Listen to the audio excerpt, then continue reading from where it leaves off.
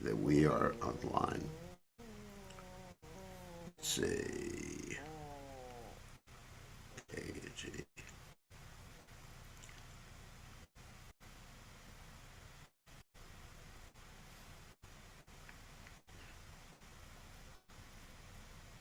Here we go. Sound. You're streaming now. Okay. All right. And we will chant something. What are we going to chant? A song from our songbook.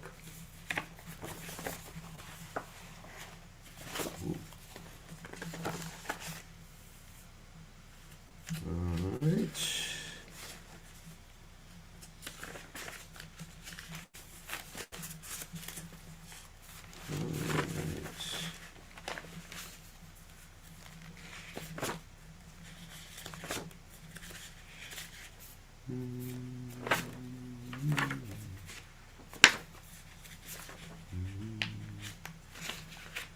All right, we'll try this one. It's a little long. It's called Madhur Ashtakam, and it's written by Sri Balabacharya.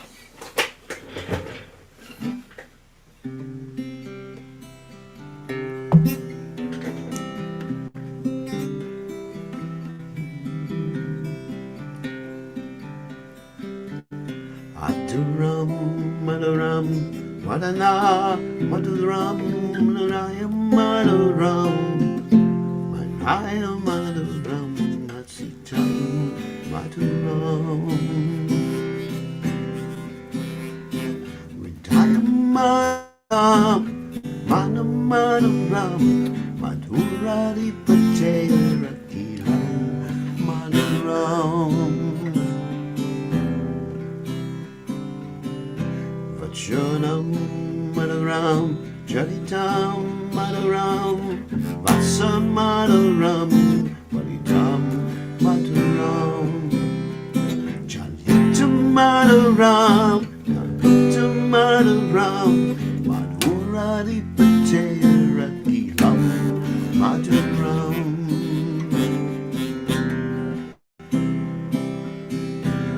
Venu Madhuram, Renu Madhura, Panir Madhura, Vatan Madhura, Nitya Madhuram, Sakyam Madhuram, Madhurari Patel, Akilam Madhuram.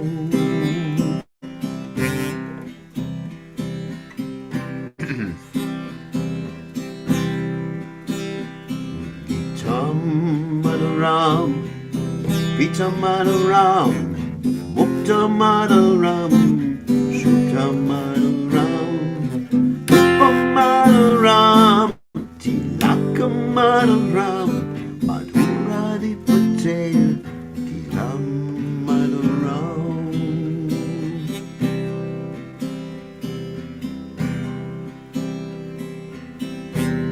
Karana Madhuram, Rana Madhuram, Haranam Madhuram, Harana Madhuram, Vita Madhuram, Vita Madhuram, Puradi Patera Kilam Madhuram.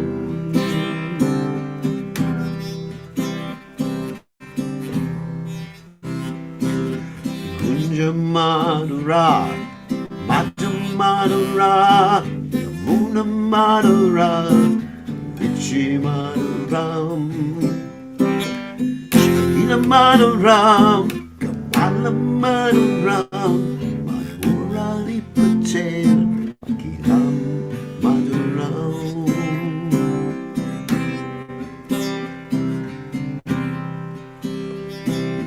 Gopi Madhura, Lila Madhura, Yuta Madhuram, Yuta Madhuram, Rishta Madhuram, Shishta Madhuram, Madhurari Patel, Ilam Madhuram.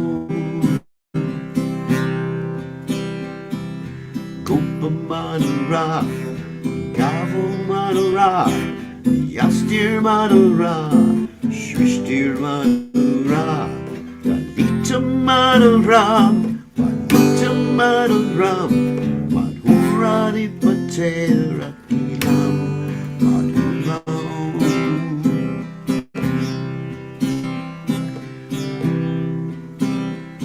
Adaro Manuram, Adana Manuram, Dayana Manuram, Ashitam Manuram, Dayam Manuram, Namana Manuram, Madhurani Patera Ilam, Madhuram. Hare Krishna, Hare Krishna, Krishna Krishna, Hare Hare, Hare Rama, Hare Rama, Rama Rama, Hare Hare. Hare Krishna, Hare Krishna, Krishna Krishna, Hare Hare, Hare Rama, Hare Rama, Rama Rama, Hare Hare.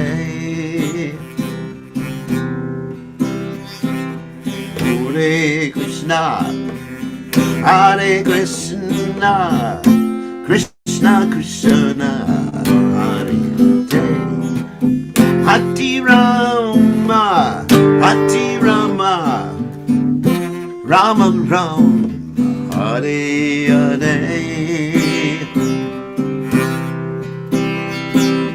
Hare Krishna, Hare Krishna, Krishna Krishna, Hare Hare, Hare Rama, Hare Rama, Rama Rama, Hare Hare.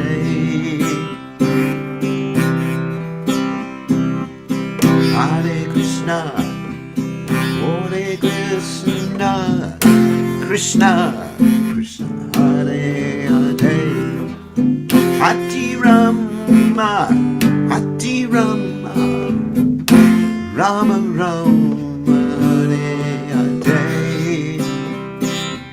Hare Krishna, Hare Krishna, Krishna Krishna, Hare Hare, Hare Rama, Hare Rama, Rama Rama, Hare Hare.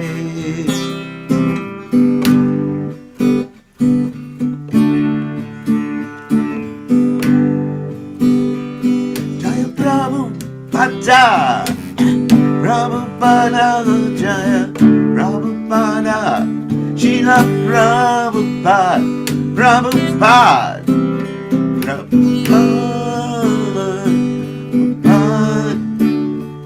Prabhupada. Namo Vishnu Padaya, Krishna Pristaya Bhutale, Shrimati Bhaktivedanta Swamini Namane.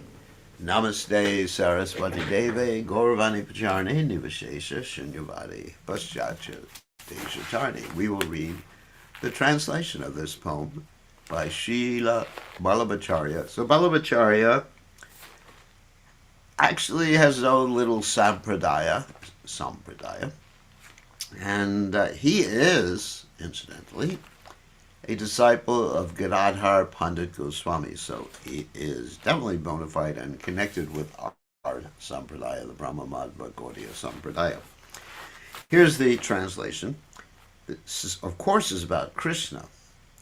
His lips are sweet, his face is sweet, his eyes are sweet, his smile is sweet, his heart is sweet, his gait is sweet. Everything is sweet about the Emperor's sweetness. His words are sweet, his character is sweet, his dress is sweet, his belly folds are sweet, his movements are sweet, his wandering is sweet. Everything is sweet about the Emperor's sweetness. His flute is sweet, his foot dust is sweet, his hands are sweet, his feet are sweet. His dancing is sweet. His friendship is sweet. Everything is sweet about the Emperor of Sweetness. His singing is sweet. His yellow cloth is sweet. His eating is sweet. His sleeping is sweet. His beauty is sweet. His tilak is sweet. Everything is sweet about the Emperor's sweetness. His deeds are sweet. His liberating is sweet. His stealing is sweet. His love sports are sweet. His oblations are sweet. His tranquility is sweet. Everything is sweet about the Emperor of Sweetness. His gunjaberry necklace is sweet. His flower garland is sweet. His Yamuna river is sweet. His ripples are sweet. His water is sweet. His lotuses are sweet. Everything is sweet about the Emperor of Sweetness. His gopis are sweet. His pastimes are sweet. His union is sweet. His food is sweet. His delight is sweet. His courtesy is sweet. Everything is sweet about the Emperor of Sweetness. His gopas are sweet. His cows are sweet. His staff is sweet. His creation is sweet. His trampling is sweet. His fruitfulness is sweet. Everything is sweet about the Emperor of Sweetness. So, Vallabhacharya ki jai. Of course, there's that whole story about Vallabhacharya. When he first, or the second time he met Caitanya Mahaprabhu in Jagannath Puri, he was very, very proud. And Caitanya Mahaprabhu had to bring him down to earth. In fact, Vallabhacharya even criticized one of the commentaries, the original commentator of the Srimad Bhagavatam named Sridhar Swami, and Lord Chaitanya had to call Vallabhacharya a prostitute. Finally, Vallabhacharya got it and took initiation from Gadadhar Pandit Goswami. So he is connected with us for sure, because he is in the line from Gadadhar Pandit Goswami. Okay, so now we will continue with our reading of the Caitanya Bhagavat by Vrindavan Das Thakur. Oh, just one funny thing before I start. Now, you notice the guitar is in the background here. So, of course, we also have online GBC meetings, and I don't hide anything, obviously. So we have online GBC meetings, and one of my dear godbrothers, Bhakti Vaibhava Maharaj, looking at my video, he pointed and said, Dear Krishna Maharaj has a Western Veena in the back. Nobody got upset, obviously. I mean, we're grandfathered in a literal and figurative sense. That's interesting. Grandfathered in. Oh my God, don't remind me. Okay, so we will continue with our reading of the Caitanya Bhagavat. We're in the second chapter of Caitanya Bhagavat. So, Jaya Jaya Sri Caitanya, Jaya Nityananda, Jaya Advaita Chandra, Jaya Gaur Bhaktivinoda. Jaya Jaya Sri Caitanya, Jaya Nityananda, Jaya Advaita Chandra, Jaya Gaur Bhaktivinoda. Jaya Jaya Sri Caitanya, Jaya Nityananda, Jaya Advaita Chandra, Jaya Gaur Bhaktivinoda. So, Om Gana Timiranda Shah Gananjana Shlakya Chakshur Unmiritam Yena Tasmai Shri Gurave Namaha. And we are sharing the screen. And we will start. So, we're starting with text 234. If you're interested in hearing or seeing the previous texts, just go on YouTube on my channel, Dear Krishna Goswami, and look up Caitanya Bhagavat. Okay, here we go. So, all right, so let's give a little background to this. So right before this particular verse, we have the whole pastime of Lord Nityananda breaking Lord Chaitanya Mahaprabhu's sannyas staff into three parts, because Lord Chaitanya had a Eka Danda, because he took sannyas in the Mayavadi Sampradaya. So Lord Nityananda thought, break it into three parts, so it becomes a Tri Danda, and Lord Chaitanya was so upset with this that he decided that he would enter Jagannath Puri for the first time in this particular Lila. He would enter Jagannath Puri without the devotees, and he would enter alone, and the devotees would follow him some distance away, but not so they could see him. So he would go first, take darshan of Lord Jagannath, and that really worked its way into this whole pastime with Sarvabhauma Bhattacharya. So it was actually part of the transcendental pastime. Okay, so text 234. Who has the power to refute the Lord's decision, that is, to go ahead without the devotees? On hearing his words, the devotees all became anxious. Mukunda said, "Then you go ahead. We will come later after finishing our duties." Shri Gaurasundar replied, "Good," and then departed. It is difficult to describe how he walked like an intoxicated lion. Within a short time, the Lord came to the village of Jaleshwara. There he went straight to the temple of Jaleshwara Mahadev. Of course, that's a temple for Lord Shiva. The Brahmin priests were engaged in worshipping Jaleshwara Shiva with sandalwood paste, flowers, incense, ghee lamps, garlands, and ornaments. There was a tumultuous vibration of various musical instruments, and the four directions were filled with most auspicious dancing and singing. On seeing this, the Lord became pleased and forgot his anger, because he was angry that his sannyas staff had been broken. So that's why he went ahead. As he listened to the vibration of the musical instruments, he merged in the melodies of ecstatic love. On seeing the opulence of its dear devotee, Shankara, that's Lord Shiva, Gaurachandra began to dance in ecstasy. In this way, Gaurachandra revealed the glories of Shiva. That is why Shankara is dear to all the devotees. The endeavors of one who does not follow the path of Lord Caitanya and disrespects Shiva, yet claims to be a Vaishnava, are all useless. The life and soul of the universe continuously danced and roared so loudly that it appeared as though mountains could be broken asunder. When the servants of Shiva saw this, they were struck with wonder and said, "Lord Shiva has appeared."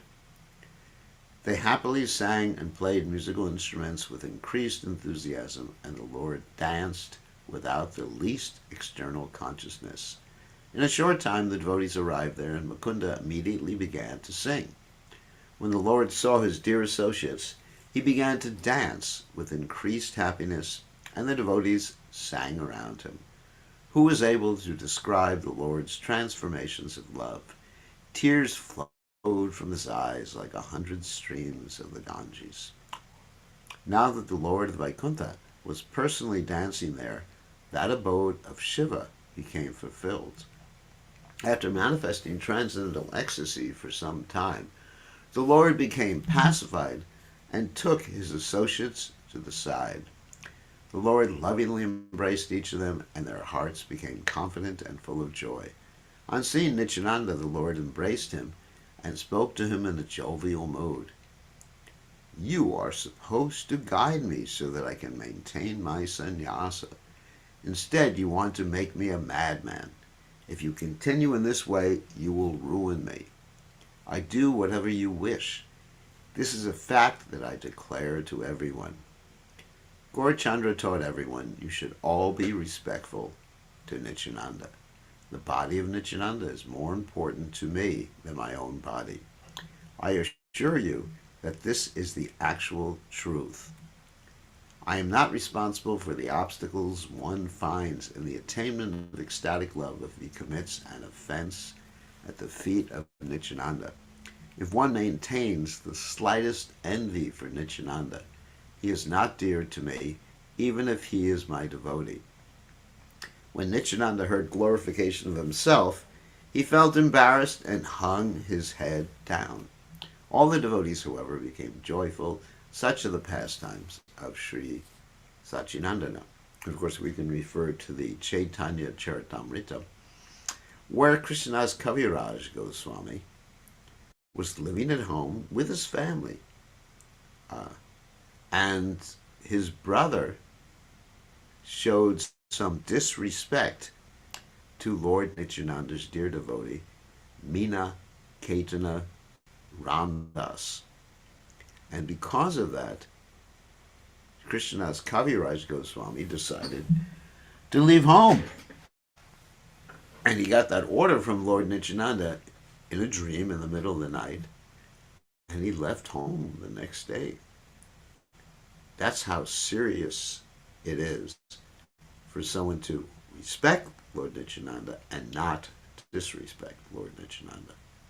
Because by Lord Nityananda's mercy, one can get Lord Chaitanya. By Lord Chaitanya's mercy, one can understand the six Goswamis of Vrindavan. All the devotees, however, became joyful. Such are the pastimes of Sri Satchidananda. After passing that night in Shaleshwar, the Lord departed early the next morning with the devotees.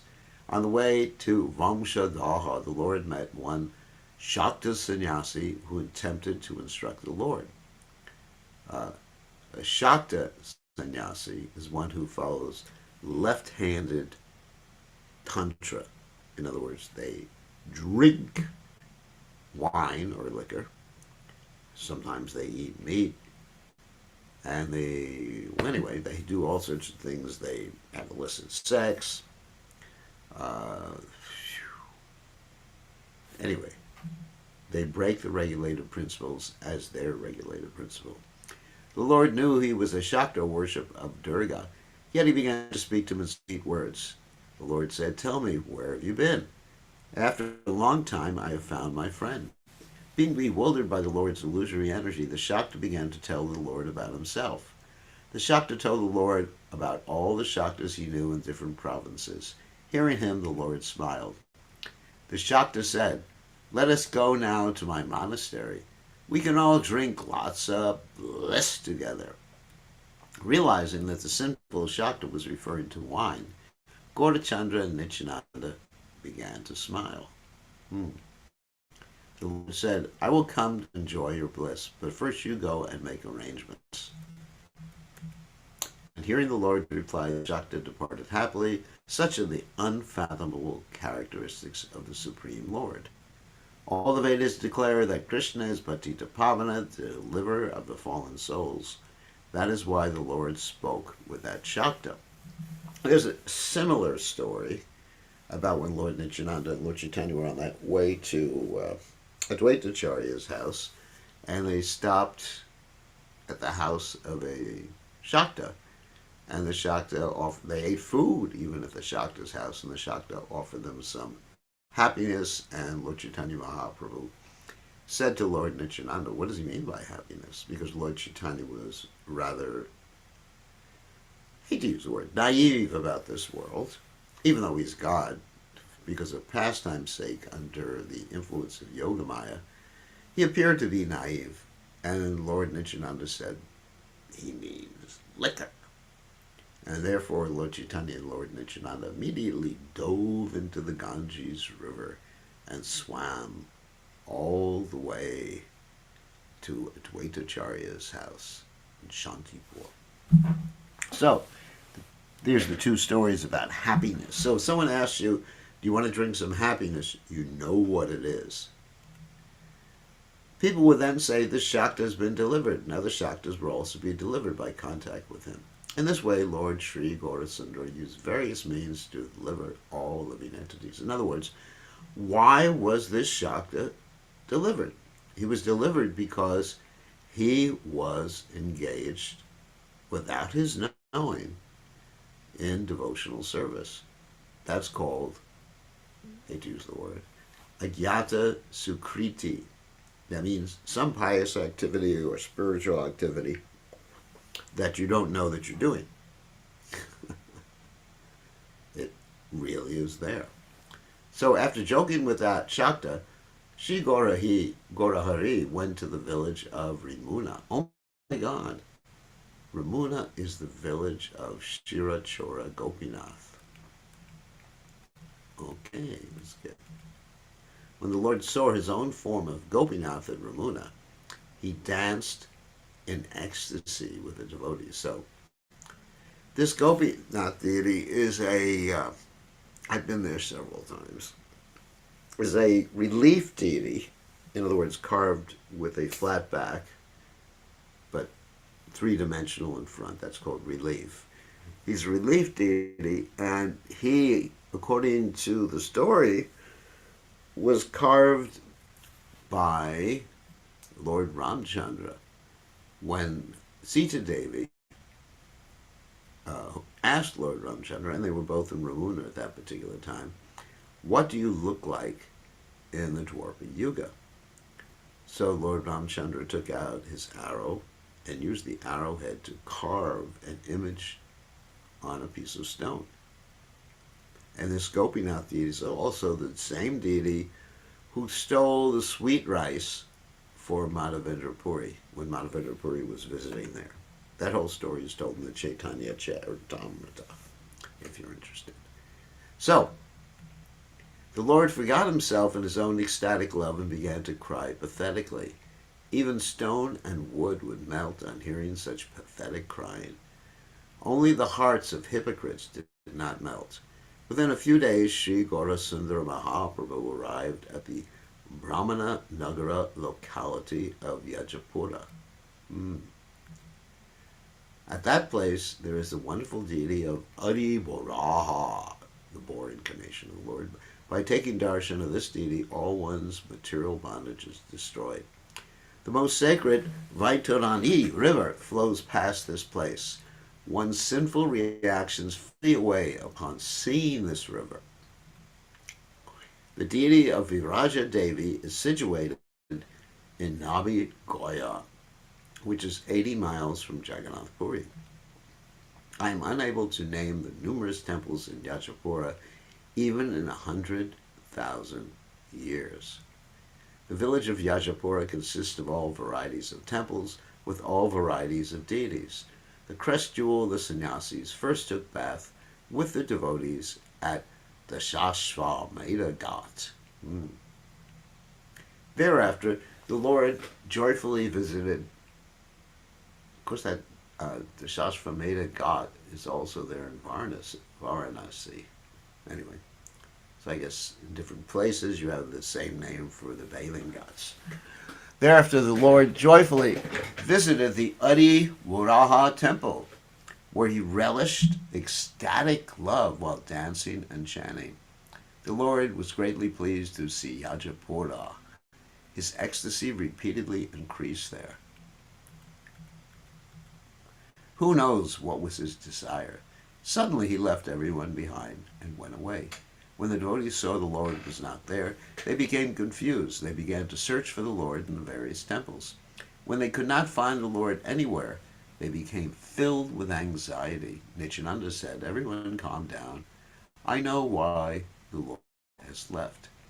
The Lord wants to visit all the holy places and temples in Yajapura alone. We should all beg alms and stay here today. We will meet the Lord here tomorrow." In this way, all the devotees went out to beg alms, and then they ate together. And the Lord wandered around Yajapura, visiting all the holy places there. The next day, the Lord returned to where the devotees were waiting.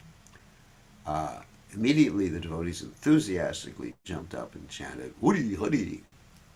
After making Yajapura glorious, Lord Gauranga chanted the name of Hari while departing with his associates. In this way, Sri Gaurasundara traveled in great ecstasy for a few days and then arrived at Katak. After taking bath in the sacred Mahanadi river, the Lord went to the temple of Shakshi Gopal.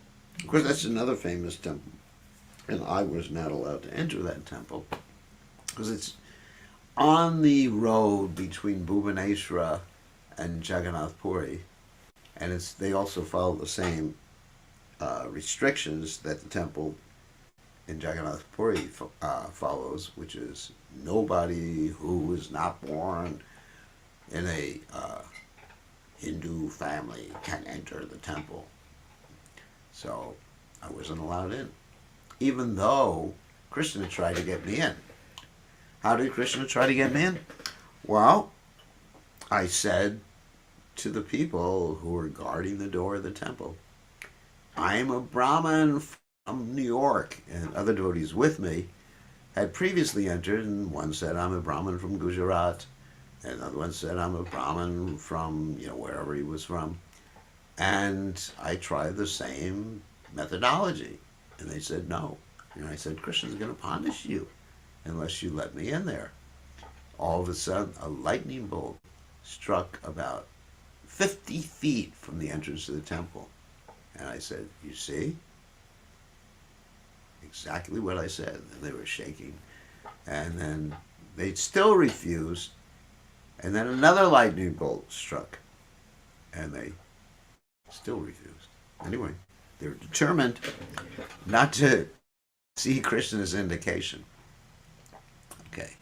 So Shakshi Gopal is the witness Gopal who walked all the way across India from the Braj area all the way to eastern India to witness a promise. And I don't have time to tell the story, but there was an older Brahmin who promised a younger Brahmin. The younger Brahmin could marry the older Brahmin's daughter. And when they got back to their village, the older Brahmin's family objected because the younger Brahmin was not so rich or from a higher class Brahmin family. So there's discrimination even between different castes of Brahmins, what to speak of between different actual castes like Brahmin, Kshatriya, Vaishya, Shudra. So therefore, because the promise the older Brahmin made to the younger Brahmin was made in front of this deity, who was known as Gopal at that time, not Shakshi Gopal. Therefore, the younger Brahmin, in order to protect the religious principles of the older Brahmin, in other words, his truthfulness, decided to bring the deity all the way across India, and the deity walked all the way across India following the younger Brahmin and bore witness to the marriage promise, and therefore the younger Brahmin got married and lived happily ever after. So, upon seeing the sweet enchanting form of Shakshi Gopal, the Lord roared loudly in ecstasy. The Lord cried out, Prabhu, and offered obeisances and prayers. He then began to cry wonderfully in ecstatic love. Prabhu means master. Life is invoked in the deity forms of the Supreme Lord by chanting his holy names. That Lord has now appeared as Sri Krishna Caitanya. That's an interesting statement.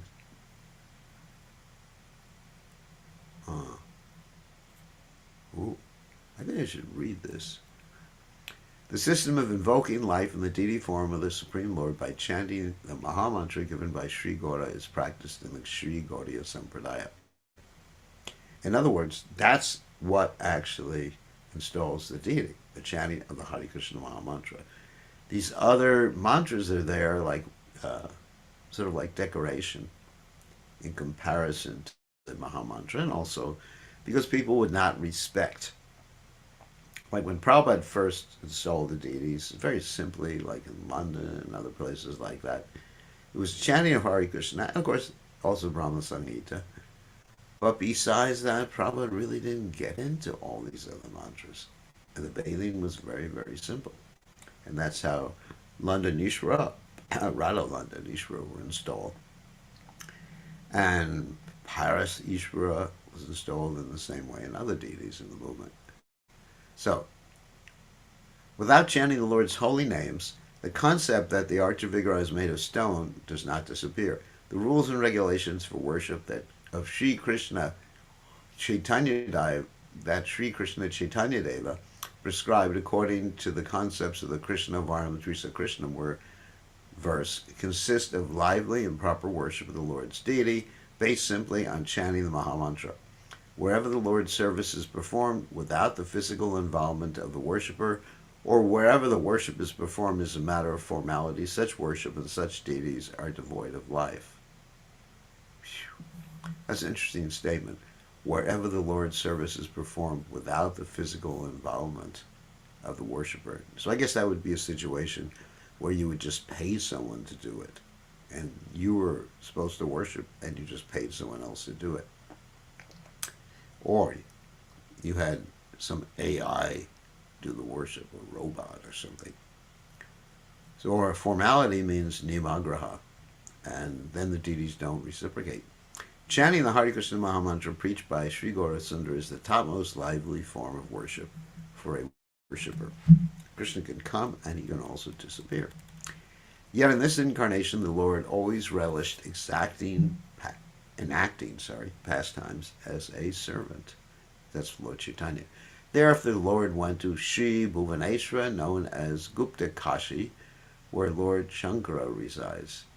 So this may be a little out of sequence, because first you would actually go to Bhuvaneshwara, unless the Lord backtracked away from Jagannath Puri. That could have happened too, because Sakshi Gopal is just between Jagannath Puri and Bhuvaneshwara. So if we take this literally, that means the Lord backtracked and went to Bhuvaneshwara, which is Gupta Kashi. That means hidden Kashi, not quite known by everybody. After the Kashi, the actual Kashi, was destroyed by the Sudarshan chakra of Krishna. That's described in the 10th canto of Srimad Bhagavatam. So, okay, there's a whole bunch of stories here. Shiva brought drops of water from all of the holy places and created a lake known as Bindu Sarovara. It's an interesting story. Okay, which we don't have time for right now. Oh my God, long purport.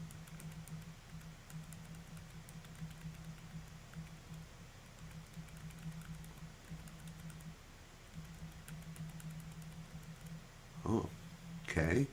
Realizing that the lake was dear to Shiva, Sri Chaitanya eagerly took his bath therein and made it glorious. Thereafter, the Lord went to see the manifestation of Shankara, whose followers were glorifying him in all directions. There were rows of ghee lamps in the four directions, and the Shiva Linga was being continuously bathed with water. Incidentally, nowadays they worship Lord Shiva in Bhubaneswara by providing him with Jagannath Prasad. When there's an offering made in Jagannath Puri, they actually transport that offering to Bhubaneswara to offer to the Linga of Lord Shiva. The Lord and all the Vaishnavas were pleased to see the influence of the Lord's dear devotee, Shankara. Shiva forgets to dress in the ecstasy he relishes. Shiva forgets to dress in the ecstasy he relishes by serving the lotus feet of the Supreme Lord, who is now dancing before him.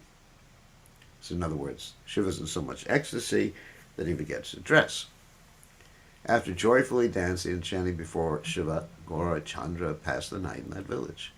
I will now narrate the Skanda Purana description of how Shiva came to this place. Shiva and Parvati had previously lived for a long time in a solitary place at Kashi.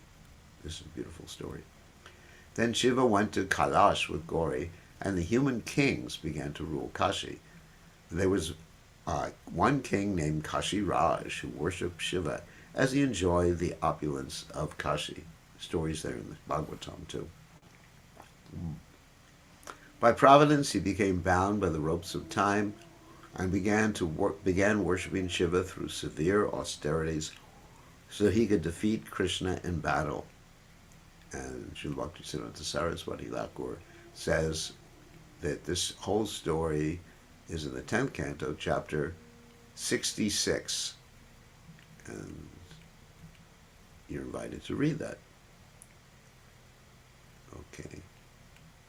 By the influence of his austerity, Shiva appeared before him and asked, well, let me go back. That's an interesting story. It just bears reading, and it's not too long.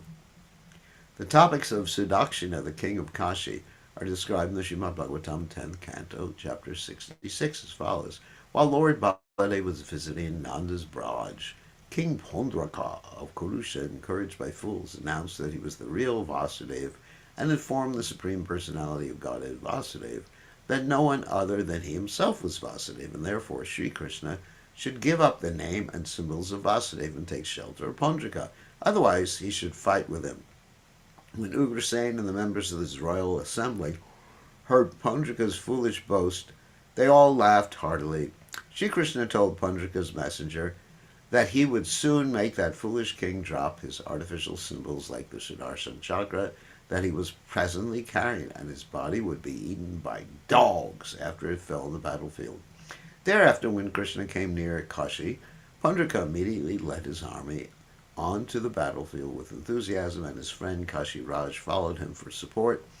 Just as the fire of universal devastation burns everything in the four directions, Sri Krishna began to destroy the armies of Pundraka and Kashi Raj with his weapons, then told Pundraka that he would force him to relinquish the falsely assumed name of Vasudeva. Otherwise, if he did not wish to fight, he would surrender to Pundraka. That means if Krishna did not wish to fight. After speaking these words, Krishna destroyed Pundraka's chariot with a sharp arrow and beheaded Pundraka with the Sudarshana chakra. He then severed the head of Kashiraj from his body, threw it into Kashi, and returned to Dwarka. Since Pundraka dressed like Srihari and always remembered Krishna, he attained liberation. When the queen, children, and relatives of Kashiraj saw his severed head, they began to cry. Thereafter, with a desire to take revenge on his father's killer, Sudakshina, the son of Kashiraj, began to perform severe austerities to please Mahadev. When Mahadev became pleased with his austerities and desired to give him a benediction, Sudakshina requested the means to kill his father's killer. Mahadev instructed him to worship the Dakshinagni fire, according to the injunctions of the Abhichara ritual. After the sacrifice was completed, a formidable fiery form appeared from the sacrificial fire pit with a fiery trident in his hand. When that demon was sent to Dwarka, the residents of Dwarka became frightened and approached Krishna, who was engaged in playing chess. Shri Krishna then gave him his and ordered Sudarshan chakra to destroy the demon created with the help of Mahadev. When by the influence of Sudarshan chakra the fire created by the Abhichara ritual was checked, it returned to Varanasi and burned the priests and Sudakshina to ashes. Sudarshan chakra then entered Varanasi, burned the entire city, and returned to Krishna. So then Lord Shiva's abode became Bhubaneswar at that point. By the influence of his austerity, Shiva appeared before him and said, "Ask for benediction." The king then asked for the following benediction. This is the same story. "O Lord, I desire one benediction from you. I wish to defeat Krishna in battle. The characteristics of Bholanath Shankara are unfathomable. Who can understand what form of mercy he bestows, or on whom he bestows it?" He said, "O king, you go and fight. I will follow you with my associates." Who has the power to defeat you when I am supporting you with my Pashupata weapon? Being encouraged by Shiva, the foolish king happily went to fight Krishna. Shiva and his associates followed him with the intention of fighting on his behalf. The son of Devaki, who was the super soul of all living entities, immediately understood the entire situation. Knowing the situation, Krishna Chandra released his Sudarshan chakra to destroy them all. No one can escape the wrath of Sudarshana. It first went and cut off the head of Kashiraj. Because of that king's offense, the Sudarshan chakra eventually burnt the entire city of Varanasi to ashes. When Maheshwara saw Varanasi burn, he became so angry that he released his formidable Pashupata weapon. But what will the Pashu weapon do before the Sudarshana chakra? He immediately fled away when it saw Sudarshana's prowess. Sudarshana eventually went after Maheshwara, who fled away in fear of the chakra. The power of Sudarshana was felt throughout the entire world, so the three-eyed Shiva had no place to escape. Shiva thus fell into a predicament similar to when Durvasa previously suffered under the prowess of Sudarshan. That's in the 9th canto of Srimad Bhagavatam. Shiva immediately realized there was no one other than Krishna who could protect me from the wrath of Sudarshan. After thinking in this way, the three-eyed topmost Vaishnava went in fear to take shelter of Govinda. All glories to the Supreme Lord Devaki Nandana. All glories to the all-pervading Lord and shelter of all living entities. All glory is to you, the bestower of both good and bad intelligence. All glory is to the creator, maintainer, and annihilator of all. All glory is due the ocean of mercy, who does not find fault in others. All glory is to the only friend of all suffering souls. All glory is to you, who removes one's offenses and gives one shelter. Please forgive my offense, I surrender unto you. On hearing Shankara's prayers, the Lord of all living entities stopped Sudarshana's attack and appeared before him. Surrounded by the coward boys and girls, the Lord slightly smiled as he spoke in anger. "O Shiva, you certainly know my prowess. How then did you develop such a mentality after all this time? Who is this insignificant fallen king, Kashiraj? You fought with me for his sake? You saw my Sudarshan Chakra, whose prowess even you cannot tolerate. Great infallible weapons, like the Brahmastra and Pashupastra, are powerless before Sudarshana. When such weapons are defeated, they desire to kill their wielder. It appears that there is no one within the world who disrespects me more than you." After hearing the Lord's angry words, Shankara began to tremble in fear. Then Shiva grabbed hold of the Lord's lotus feet and began to speak with full surrender. "O Lord, the entire world is under your control. Who has the power to become independent? The people of the entire world are controlled by you like dry grasses carried by the wind. O Lord, a living entity acts in whatever way you direct him. Who has the power to surpass your illusory energy? O Lord, somehow or other you have given me a false ego, and as a result I do not recognize anyone as superior to me. Your illusory energy bewilders me. O Lord, what shall I do? I have no independence. Your lotus feet are my only life and soul.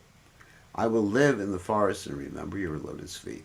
Still you invest me with false ego. What can I do, O Lord? That is your desire. Still, O Lord, I have committed an offense. Please forgive me and bestow your mercy on me. O Lord, kindly give me the benediction that I may never develop such evil mentality again. I was punished appropriately for the offense I committed under the influence of false ego. Now, O Lord, please instruct me. Where should I reside? Who can I ask other than you?" On hearing Shankara's words, the Lord smiled and spoke to him with compassion. "Listen, Shiva, I am giving you a divine place. Go and live there with your associates. The name of that enchanting place is Ekamhirakawana. You will reside there as Koti Lingeshwara. That place is as pleasing as Varanasi. I also reside there in a most confidential place. O Shiva, today I have revealed to you the glories of that place. No one else knows the secrets of that place. On the shore of the ocean, beneath one banyan tree, is this most enchanting place named Nilachala, which is also known as Sri Purushottama Kshetra.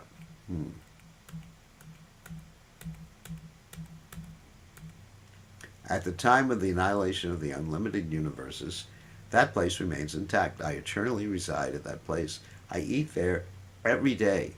By the influence of that place, all living entities, even the animals, insects, and worms who live within 10 yojanas of that place, are seen by the demigods as having 4 arms. That place is said to be the most auspicious place in the world. The Vedas declare that by sleeping in that place, one obtains the results of samadhi, and by lying down there, one obtains the results of offering obeisances. By wandering about that place, one obtains the result of circumambulation. Every word spoken of that place is a prayer offered to me. The influence of that place is so sanctified that one attains the result of eating havisha rice, even by eating fish. Now it says havisha doesn't mean prasadam. There's a difference. Havisha is like rice meant for sacrifice. And also, it's a very simple rice, sometimes with yogurt. So remember that. It's not equal to prasadam. And I think, yes, it's rice boiled with sun, rice, and ghee. So it's not prasadam.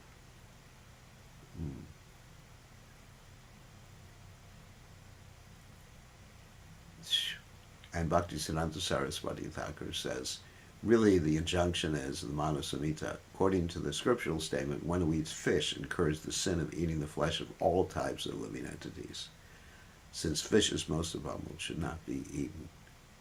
So this is something that devotees should not take advantage of.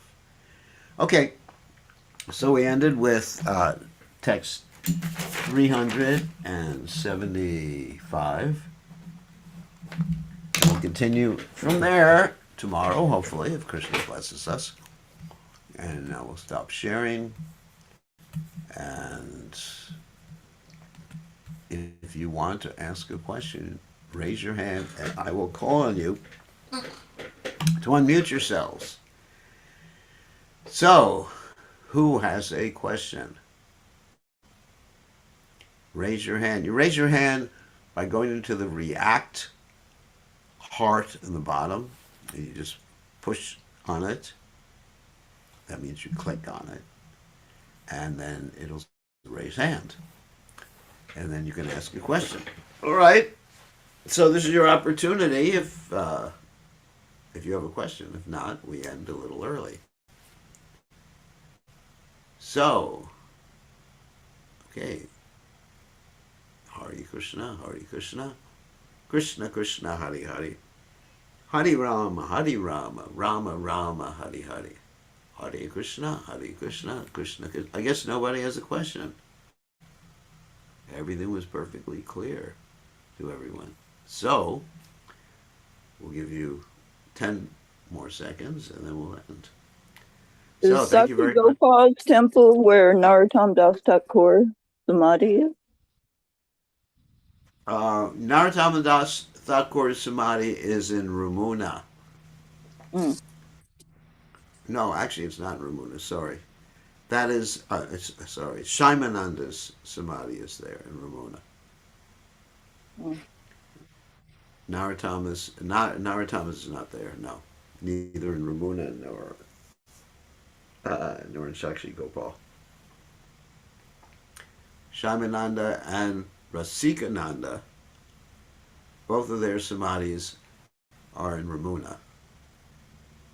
And the temple in Ramuna is amazing because, of course, that's Shirachora Gopinath. He's offered this condensed milk preparation, and the cows are actually kept right next to the altar in the same building. It's just a shed, basically. And in that building, there's just a wall between the deity room and the cows are in the back, and the deities are in the front. So this Shira is given little tiny, generally you picture it's like big containers. No, it's little containers, little earthen containers like that, and they're sealed on the top with some wax or something like that. So that's the Shirachora Gopinath temple. Okay, and I think we're going to end now, so nobody has any questions.